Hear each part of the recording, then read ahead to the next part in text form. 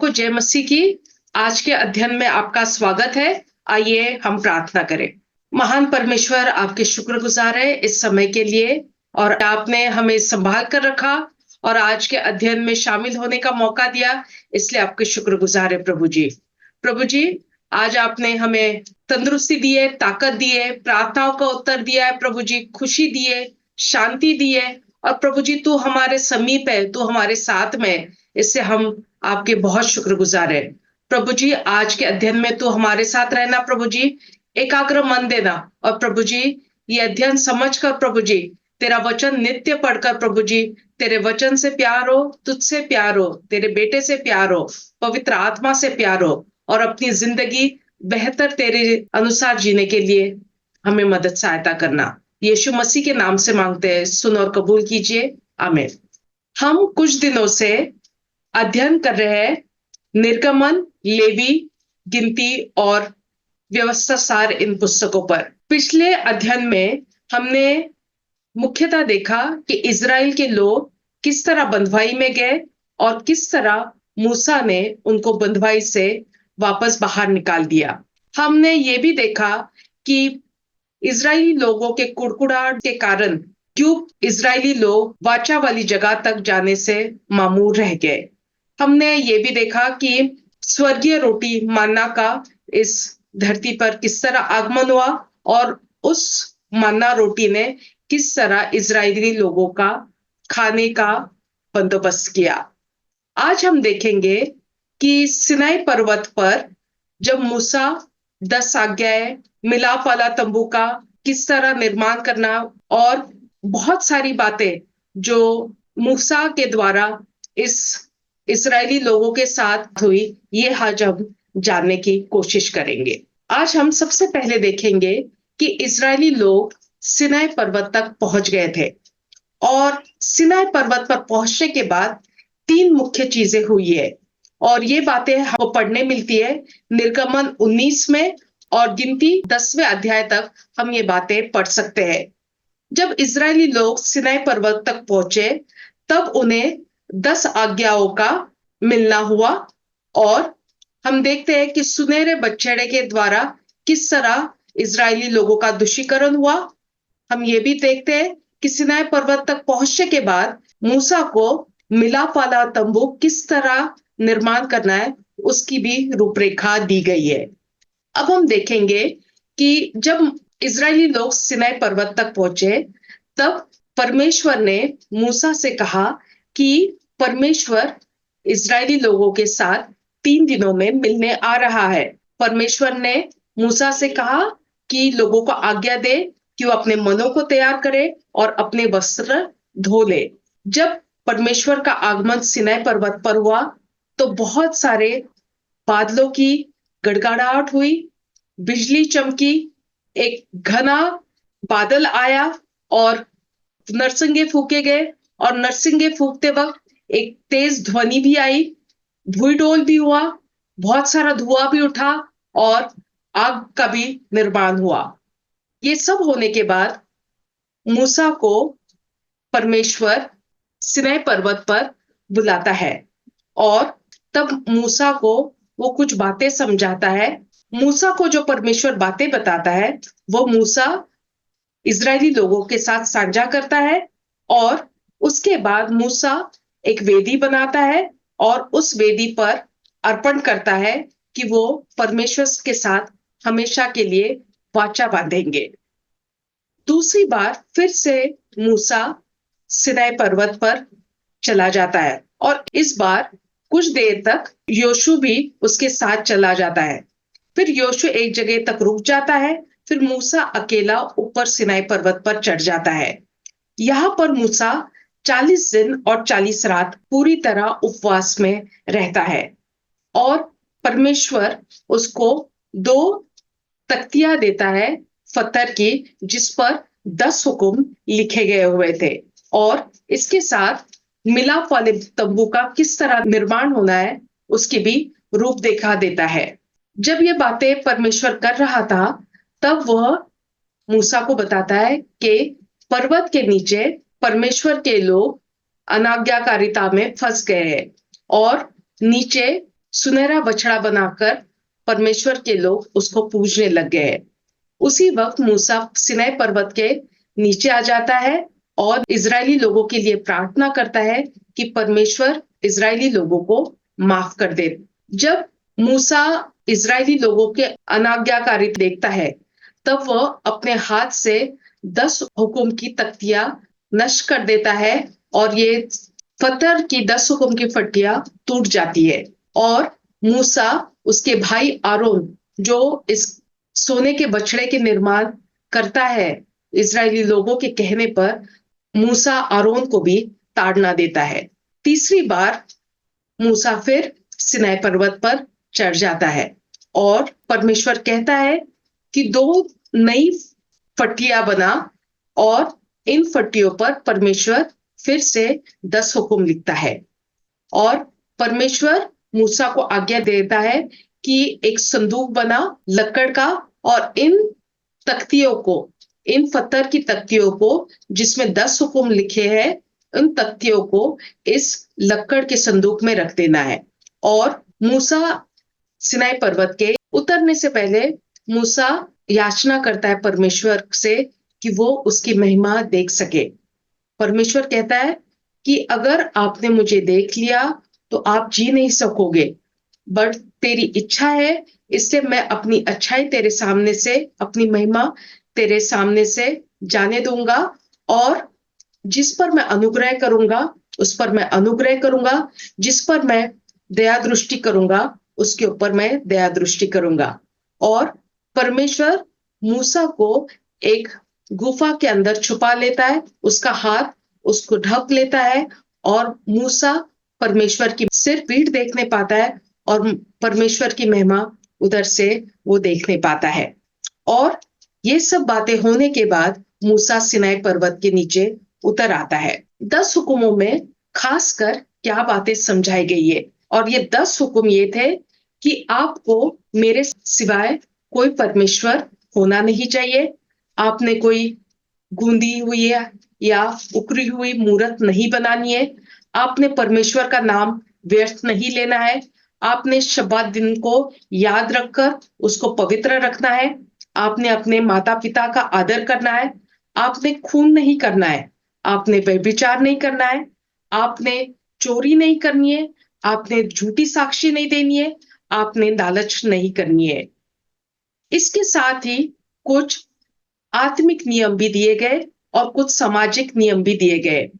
आत्मिक नियमों में और सामाजिक नियमों में किस तरह इजरायली लोगों ने कुछ त्योहार मनाने हैं, किस तरह भेंट देनी है परमेश्वर को, उसकी रूपरेखा दी गई थी, और आज्ञाएं दी गई थी, किस तरह हमने खान पान का ख्याल रखना है, किस तरह हमने सफाई का ख्याल रखना है, किस तरह कोई बीमार होगा तो उसकी देखभाल कैसी करनी है, किस तरह धरती की देखभाल करनी है, किस तरह मसूल देना है, किस तरह जब सेना में या युद्ध में जाना है उस तरह के नियम कैसे होंगे, शादी या विवाह के नियम भी दिए गए हुए, और शादी में अलग रहने के भी नियम दिए गए थे।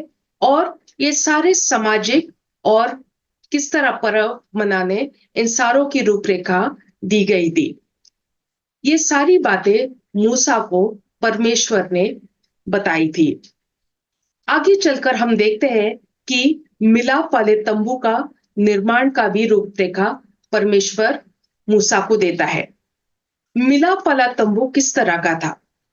मिलाप वाले तंबू में 3 हिस्से थे, और 3 हिस्सों में बाहर का आंगन था, अंदर का आंगन था, एक पवित्र स्थान था और एक अति पवित्र स्थान था। बाहर का आंगन एक फेंस के द्वारा बनाया गया हुआ था, और उसकी लगभग हाइट 150 फीट वो लंबा था, 75 फीट वो चौड़ा था, और 7.5 फीट करीब उसकी हाइट थी।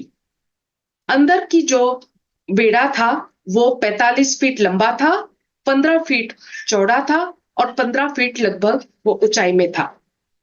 इस मिलाप वाले तंबू में 2 कमरे थे, और वो 2 कमरे को एक मोटे पर्दे से अलगाव किया गया था। पूर्वी दिशा में पवित्र स्थान का कमरा था, और पश्चिम की दिशा में अति पवित्र स्थान का कमरा था। जो चीजें इस्तेमाल की थी तंबू के निर्माण में, वो थे सोना, चांदी, पीतल, जानवरों की खाल, कपड़ा, लकड़ी और मूल्यवान या बहुमूल्य पत्थर भी इस्तेमाल किए गए थे।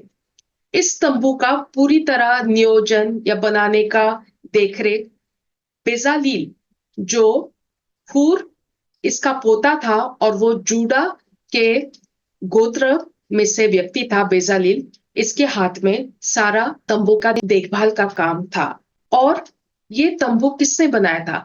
जो लोग अपने पूरे मन से और पूरे समर्पण के साथ अपने खुद की इच्छा से इस तंबू बनाने के लिए मदद करना चाहते थे, उन लोगों ने मिलकर इस तंबू का निर्माण किया। एक खास बात गिनती 7 में लिखी गई है कि परमेश्वर ने छोटी से छोटी भी भेंट तंबू के निर्माण में दी गई थी, वो चीजों को भी याद किया है। जिस तरह गिनती की पुस्तक 7वें अध्याय में लिखा गया है कि छोटे छोटे खुशबू के या इत्र के जो छोटे छोटे बॉटल्स थे, ऐसे छोटे छोटे बॉटल्स का भी जो भेंट दी गई थी निर्माण के लिए, उन चीजों को भी याद रखा गया। इस तंबू में कौन से चीजें या फर्नीचर था? सबसे पहले देखते हैं हम जो मेन फर्नीचर था, उसमें यह था कि एक पीतल की परत का एक मेज थी, और ये मेज बबूल की लकड़ी की थी, और इसको मेन वेदी की तरह इस्तेमाल किया जाता था। एक पीतल का पात्र भी था, और ये पीतल का पात्र पानी से भरा हुआ था, जो हाथ और पैर धोने के पानी रखने के लिए काम आता था। और एक मेज था, भेंट की रोटी इस टेबल पर रखकर अर्पण की जाती थी। एक और चीज जो बहुत खूबसूरत थी और वो इस तंबू में थी, मिलाप वाले तंबू में थी, वो एक दिवट था। और ये दिवट पूरे चोखे सोने का बना हुआ था, और ये दिवट को इस तरह सजाया हुआ था कि इस पर जब दिए लगाए जाते थे तब ये बहुत खूबसूरत दिखता था, और ये दिए कभी भी बुझाए नहीं जाते थे, हमेशा ये दिए जलते रहते थे। धूप अर्पण करने का भी एक मेज था, और ये मेज ज्यादातर प्रार्थना से परमेश्वर के आगे धूप अर्पण के लिए किया जाता था। ये सारे जो चीजें जो मिलाप वाले तंबू में था, इन बातों का वर्णन निर्गमन 27 1 से 8 से लेकर और निर्गमन 38 1 से 7 तक दिया गया है। जब हम देखते हैं कि वाचा वाला संदूक है, वो वाचा वाला संदूक भी इस फर्नीचर में शामिल था, और ये वाचा वाले संदूक सबसे अच्छे बबूल के लकड़ी का बना हुआ था, और इस वाचा वाले संदूक पर सोने की परत चढ़ी हुई थी। इसके अंदर पत्थर की 2 तख्तियां थी, जिस पर 10 हुक्म थे, वो इसमें रखे हुए थे। जो इस वाचा वाले संदूक का ढक्कन था, वो चोखे सोने का था, और उसको परमेश्वर के अनुग्रह की स्थान कहा गया था। इस अनुग्रह के स्थान पर 2 करूब भी जो सोने से बने हुए थे, उनको भी रखा हुआ था। और जब अनुग्रह वाला दिन होता था या मेल मिलाप वाला दिन होता था, तब सबसे मुख्य याजक अति पवित्र स्थान में जाकर सारे परमेश्वर के लोगों के पापों के लिए अर्पण करता था या भेंट चढ़ाता था, और सारे इस्राएली लोगों के पापों की माफी मांगता था। इस सारे संदूक पर परमेश्वर के महिमा से ये पूरा संदूक ढका हुआ था। इस मिलाप वाले तंबू की सेवा में लगे हुए थे उन याजक किस तरह चुने गए थे, और इसके बारे में निर्गमन 29 में दिया गया है। सबसे पहले जो याजक बनने के लिए प्रस्तुत होते थे, उनको पानी से स्नान किया जाता था, फिर उनको कपड़े पहनाए जाते थे, फिर उनको अभिषेक वाले तेल से अभिषेक किया जाता था, और उनको याजक की सेवा में प्रस्तुत करने के लिए एक अर्पण भी दिया जाता था। कौन कौन से कपड़े याजकों के लिए बनाए जाते थे पुराने नियम में, ये हम देखेंगे। और इन बातों का वर्णन हमें निर्गमन 28:2 से लेकर 43 तक दिया गया है। जो कपड़े बनाए जाते थे उनमें था एक एफोद, और ये एफोद एक बहाता रोब की तरह या एक अंगरखे की तरह एक कपड़ा था, और इस अंगरखे के ऊपर इज़राइल के गोत्रों का नाम लिया गया था। और इसके बाद जो मुख्य कपड़ों में शामिल है वो है एक अंगरखा, जिसको न्याय का अंगरखा कहा जाता था, और इस पर मूल्यवान पत्थर लगे हुए थे, और इस मूल्यवान पत्थर पर 12 गोत्रों के नाम भी लिखे हुए थे। उरीम और थुमीम ये भी एक वस्त्र था जो याजक लोग पहनते थे, और इस वस्त्र पर सबसे कीमती पत्थर लगे हुए थे। और जब कोई संकट का समय होता था और इस संकट के समय किस तरह काम करना है उसकी आज्ञा है इस पत्थर पर दर्शाई जाती थी कि परमेश्वर की मर्जी किस तरह इस संकट का समय का सामना करना है, वो समझाया जाता था। हम देखते हैं कि एक पुरोहित की पगड़ी भी याजक लोग पाते थे, और इस पुरोहित के पगड़ी पर एक सुनहरी पट्टी थी जिस पर परमेश्वर पवित्र है इस तरह लिखा हुआ था। जो याजक थे उनके काम क्या थे? कि उनके काम ये थे कि उनको परमेश्वर के आगे धूप जलानी होती थी, दिवटों की देखभाल करनी होती थी, परमेश्वर के आगे भेंट की रोटी रखनी थी, और परमेश्वर के आगे अर्पण करने थे। याजकों का कामों में ये भी शामिल था कि ना उनको अशुद्ध लोग या बीमार लोगों की भी जांच करनी थी, और जो आत्मिक अच्छाई लोगों ने करनी है उसके बारे में भी याजकों को काम सौंपा गया था। जो अर्पण किए जाते थे इस मिलाप वाले तंबू में, वो हम अब सीखेंगे या इस बारे में समझेंगे। लेवियों 1 से लेकर 5 तक इन अर्पणों के बारे में समझाया गया है। सबसे पहले पशु बलि का अर्पण होता था, फिर अन्न का अर्पण होता था, फिर शांति या मेल मिलाप का अर्पण होता था, फिर पाप के क्षमा के बारे में अर्पण होता था, और किसी गलती का प्रायश्चित करने का भी अर्पण होता था। ये जो अर्पण होते थे ये क्यों होते थे? ये अर्पण इसलिए होते थे कि जो परमेश्वर के साथ नाता टूट जाता था इन गलतियों के वजह से, जैसे जब हम शांति नहीं रखते या कोई पाप करते थे या कोई गलती करते थे, उस वक्त इस वजह से जो परमेश्वर के साथ नाता टूट जाता था वो इन अर्पणों को कर कर या माफी मांगकर या भेंट अर्पण कर कर इस नाते को फिर से जोड़ा जाता था। और जब ये अर्पण करते थे तब इसकी वजह से परमेश्वर के साथ हमेशा के लिए चिरकाल के लिए परमेश्वर के लोगों की संबंध अच्छे बने रहते थे परमेश्वर के साथ। कौन कौन से पर्व इजरायली लोग मनाते हैं? 9 मेन पर्व इजरायली लोग मनाते हैं या मनाते थे। सबसे पहले परमेश्वर ने जो ये सृष्टि रची थी उसके लिए धन्यवाद का पर्व मनाते थे। सबसे महत्वपूर्ण है कि जो साप्ताहिक शब्बात आता था, 7वां दिन आता था, उसका जश्न या उसका त्योहार मनाया जाता था।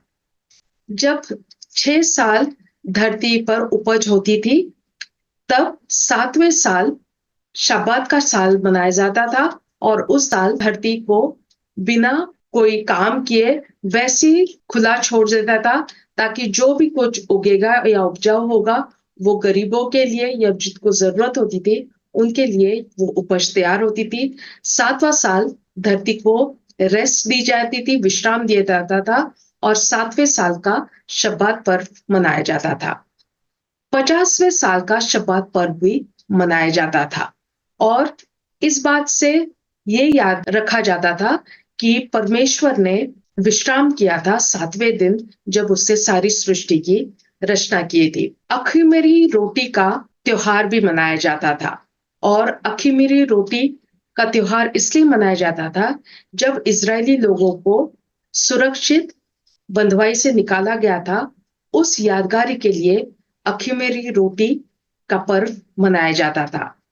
जब खेत की पहली उपज होती थी तब पहली उपज की भेंट परमेश्वर को दी जाती थी और इसके लिए जो पहली उपज का त्योहार होता था वो मनाया जाता था। जिस वजह से पवित्र आत्मा इस इजरायली लोगों में आई थी, उस दिन को भी मनाया जाता था और पेंतिकोस्त के पर्व के नाम से वो जाना जाता था। नरसियों का भी त्योहार मनाया जाता था और परमेश्वर के दूसरे आगमन का भी इसमें संदेश दिया जाता है कि परमेश्वर उनके साथ है और जल्द ही आने वाला है। जब मेल मिलाप या परमेश्वर का शांति या परमेश्वर के अटोनमेंट, इसका भी पर्व मनाया जाता था। और ये सारी चीजें होने के साथ भी एक खास दिन मनाया जाता था जब मुख्य याजक भी अपने लिए जो उसने जानबूझकर या अनजाने में जो भी पाप किए होंगे उसकी गलतियों का प्रायश्चित या माफी मांगने के लिए भी याजकों के लिए या भेंट दी जाती थी परमेश्वर के लिए। हम देखते हैं कि इसके साथ तंबुओं का पर्व भी मनाया जाता था। यानी परमेश्वर के लोग जब तंबुओं में रहते थे, जब वो भटक भटक कर अपने वाचा वाली जगह तक पहुंचे थे, उस चीज की यादगारी में तंबुओं का पर्व भी मनाया जाता था। यहाँ पर हम देखते हैं कि लेवियों की पुस्तक में कुछ चीजों का खाने का इजाजत थी और कुछ चीजों के खाने की इजाजत नहीं थी। इनके बारे में भी सूची दी गई है। हम देखते हैं कि बाइबल में जिस तरह कुष्ठ रोगियों के लिए खास नियम किए गए कि वो उनका इलाज किस तरह हो, उनका अलगाव कैसे रखा जाए और उनको फिर से किस तरह सभा में शामिलित किया जाए, उसके बारे में भी नियम दिए गए थे। हम देखते हैं कि लेवियों में बहुत सारे नियम दिए गए और उन नियमों को हम लेवियों 11 में से लेकर हम काफी, जब लेविया पूरी तरह पढ़ते हैं उसमें जिस तरह हमें खान पान के संबंध में नियम दिए गए, जानवर के संबंध में नियम दिए गए, रेंगने वाले जानवरों के बारे में, पानी में रहने वाले जीव जंतुओं के बारे में, पक्षियों के बारे में नियम दिए गए, मातृत्व के बारे में नियम दिए गए, बीमारियों के बारे में नियम दिए गए, किस तरह बीमारियों को पहचानना है उसके बारे में, बीमारियों के लिए क्या नियम, बीमारों के लिए क्या नियम है वो भी नियम दिए गए हुए, जिस तरह शारीरिक कोई समस्या होगी उसके बारे में भी नियम दिए गए, कोई अपने परिवार में से कोई किसी का मृत्यु होता है उसके बारे में क्या नियम है लोगों के लिए वो भी दिए गए, जिस तरह कोई पिता का देहांत होता है, माता का देहांत होता है, बहन देहांत होता है, बहू का देहांत होता है, चाचा चाची का या किसी का भी अपने परिवार के सगे संबंधियों का देहांत होता है, उस देहांत विधि में किस तरह शामिल होना, नहीं शामिल होना, उसके बारे में भी नियम दिए गए हुए।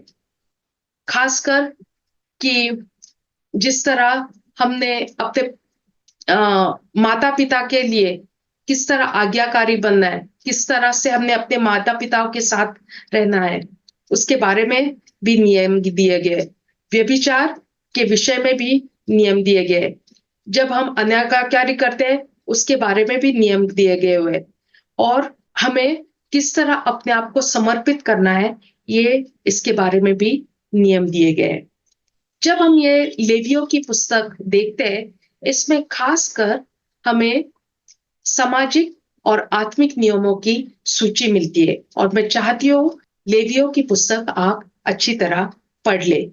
जब ये पूरा मिलाप वाला तंबू तैयार हो गया है तब इस मिलाप वाले तंबू को समर्पित भी किया गया और इस मिलाप वाले तंबू को जब समर्पित कर रहे थे तब हम देखते हैं कि एक दुखद घटना हुई कि मुख्य याजक आरोन, उसके दो बेटे नदाब और अबीहू को मार दिया जाता है क्योंकि उन्होंने अनाज्ञाकारिता के साथ परमेश्वर को धूप अर्पण की गई थी। और इसके साथ हम ये भी देखते हैं कि इजरायली लोगों की गिनती भी हुई है और इसके बारे में हमें बताया जाता है। गिनती पहले अध्याय में इस गिनती जो इजरायली लोगों की हुई उसके बारे में दिया गया है। गिनती दूसरे अध्याय में भी हमें देखते हैं कि किस तरह जो गोत्र थे उनको वाचा वाली जगह में कौन से स्थानों पर अलग अलग गोत्र रह सकते थे उसकी भी रूपरेखा हमें दी गई है। आगे चलकर हम देखते हैं कि परमेश्वर जो है वो अपने लोगों को आशीर्वाद देता है और वो आशीष जब देता है तब वो इस तरह कहता है। गिनती उसके 6वें अध्याय में 22 से लेकर 27 तक उसमें कहता है, परमेश्वर अपना मुख आप पर चमकाए, परमेश्वर आपको आशीष दे, आपकी रक्षा करे, परमेश्वर अपना मुख आपके ऊपर चमकाए, परमेश्वर आपके ऊपर अनुग्रह करे, परमेश्वर आपके ऊपर नजर करे और आपको शांति दे और परमेश्वर आपको आशीषित करे।